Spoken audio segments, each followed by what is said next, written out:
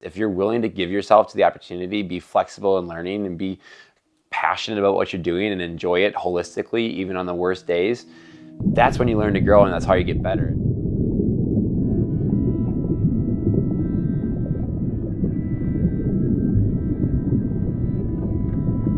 Hey, I'm Tom Miazga. I am a 2008 Beijing Paralympic swimmer and currently the 7-time fittest seated man on earth in the wheel wad CrossFit Adaptive Game Series. I was very fortunate when I was in 2nd grade to have my teacher, Mr. Keller, coincidentally be opening up his local swim program about the same year that I was in 2nd grade. And all of my siblings had Mr. Keller ahead of me, and so he knew before I really even knew him. He knew who I was pretty well. He kind of had me tagged, and when I first started swimming with Steve, as I eventually got to call him, I felt this weightlessness about my disability. It almost felt like I was a superhero because in the water, you know, the weightlessness and the lack thereof just made it feel like my legs could do anything I wanted to. Hey guys. Serendipitously ran into Steve when I was a freshman in high school again. I was at school setting up for a school function and I happened to just wheel by the pool, and 90 minutes later I left the pool deck and I was pretty much back on the swim team. It just happened to be one of those things where it just all made sense, and I went home. I remember telling my parents, like, I think I'm gonna try out for the high school swim team this year. And that's when the career really vaulted. Bienvenidos a la competencia final. 100 metros, espalda, Ladies and gentlemen, please welcome the athletes for the men's 100 meters backstroke. I had no idea what I was getting myself into, but again, it was just something that came from the love of sport and having the support system that I did to help show me the potentials that lied in even having a physical disability, but knowing that I can still achieve at a level that's, you know, unparalleled to the rest of the world, really. 2015, I went to my last nationals meet, and I can't tell you more of why it happened or what happened, but I just woke up on the last day of nationals and I was like, I think I'm done.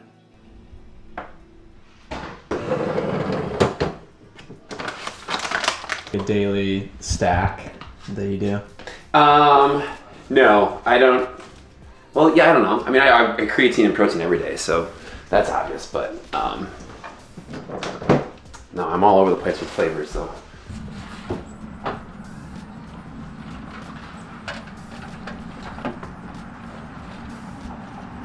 I was fortunate after a couple months away that I found our local CrossFit affiliate here in little Cedarburg, Wisconsin as my new home. And it was funny because I never went in with the intention of competing. I never went in with the intention of seeing a competitive sport out of CrossFit. I thought I was just going to lift some weights, have some fun with some friends, and, you know, feel a little bit better when I leave the gym every day. But it became so much more than that. And it was almost like the whole cycle started over again. And just a short 5-6 months into it, I was like, well, I've had all this experience with Paralympic swimming. I've had all this experience of knowing how to compete as a disabled athlete. There has to be some way to compete as a disabled CrossFit athlete. Sure enough, I went in and won the Open in my first attempt. And I was like, oh, all right, this is pretty cool.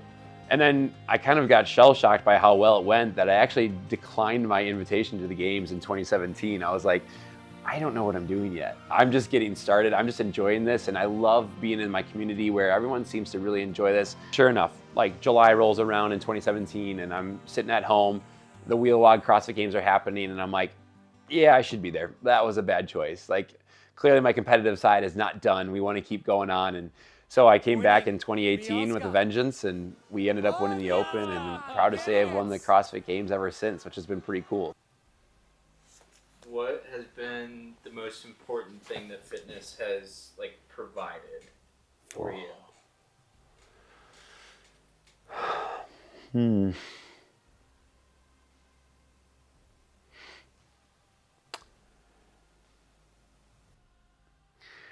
I think fitness has taught me that potential is a perception, and that limits are something that are just mere thought patterns of nervousness.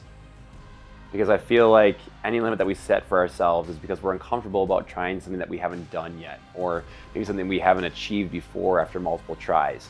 But potential is a perception because we maybe think we can achieve it, or maybe we limit ourselves and say we can't. But fitness has taught me so much more than that, because I'm doing so many things now, especially in the CrossFit world, that I never even would have thought would have been things I would have even attempted. There's a lot of moments where we get stuck in our daily routines and we get stuck in our habits and we feel like there's no way out, and that's limiting us. But really that's just the perception we create in our head.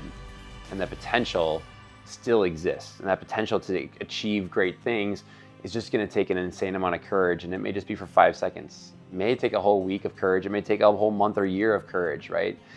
But in the end, if you're willing to look beyond the fact that we ourselves create the limits of what we think we can do, then we start to believe that anything's possible after that.